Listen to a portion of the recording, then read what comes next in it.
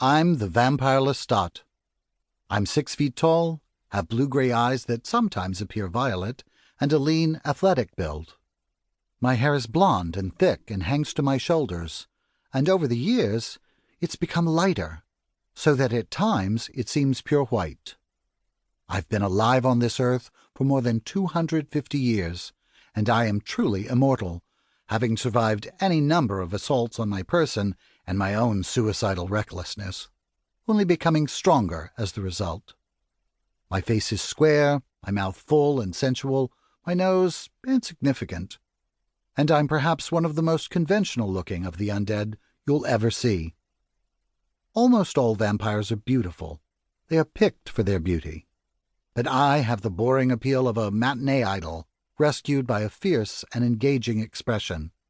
And I speak a brand of easy, rapid English that's contemporary, after 2 centuries of accepting English as the universal language of the undead. Why am I telling you all this, you might ask? You, the members of the blood communion, who know me now as the prince. Am I not the Lestat so vividly described in Louis's florid memoir? Am I not the same Lestat who became a super rock star for a brief time in the 1980s, publicizing the secrets of our tribe in film and song? Yes, I am that person, most certainly, perhaps the only vampire known to just about every blood drinker on the planet by name and by sight. Yes, I made those rock videos that revealed our ancient parents, Akasha and Ankhil, and how we might all perish if one or both of them were destroyed. Yes, I wrote other books after my autobiography, and yes, I am indeed the prince, now ruling from my chateau in the remote mountains of France. But it's been many a year since I addressed you directly, and some of you weren't born when I penned my autobiography. Some of you weren't born to darkness until very recently, and some of you might not believe in the story of the vampire Lestat as it's been related to you, or the history of how Lestat became the host to the sacred core of all the tribe, and then finally, released from that burden, survived as the ruler upon whom order and survival now depend. Make no mistake, the books Prince Lestat and Prince Lestat and the Realms of Atlantis were penned by me, and all they related has indeed happened, and those many blood drinkers described in the 2 books are accurately portrayed. But the time has come for me, once again, to address you intimately, and to shape this narrative in my own inimitable and informal fashion, as I seek to relate to you all that I think you should know. And the first thing which I must tell you is that I write now for you, for my fellow blood drinkers, the members of the blood communion, and no one else. Of course this book will fall into mortal hands, but it will be perceived as fiction, no matter how obvious it may be that it is not. All the books of the Vampire Chronicles have been received as fiction the world over, and always have been.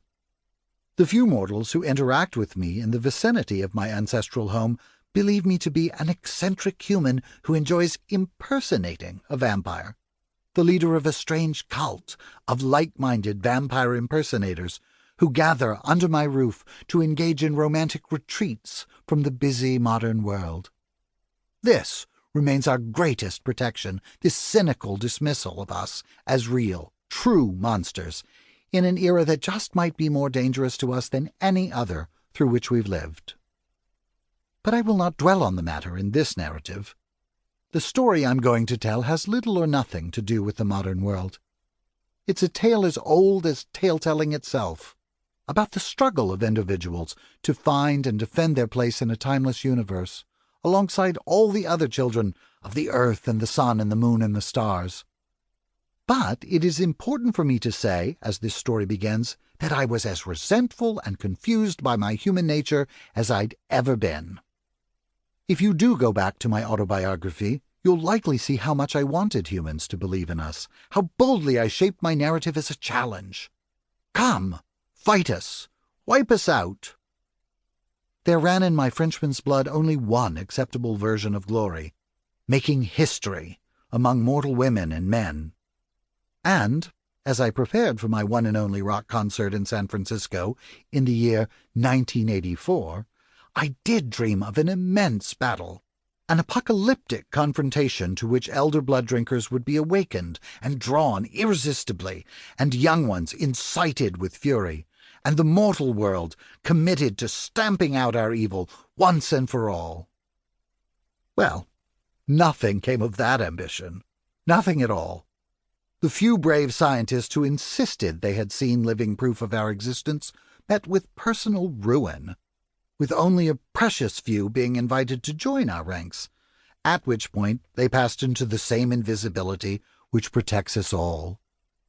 Over the years, being the rebel and the brat that I am, I created another great sensation, described in my memoir, Memnoch the Devil.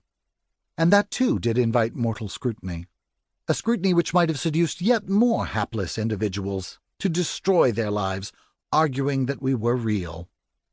But that brief damage to the fabric of the reasonable world was corrected immediately by clever blood drinkers who removed all forensic evidence of us from laboratories in New York City. And within a month, all the excitement stirred up by me and my blessed veil of St. Veronica was over, with the relic itself gone to the crypts of the Vatican in Rome. The Talamasca, an ancient order of scholars, managed to obtain it after that, and subsequent to their acquiring it, the veil was destroyed. There's a story to all that, a small one anyway, but you won't find it here.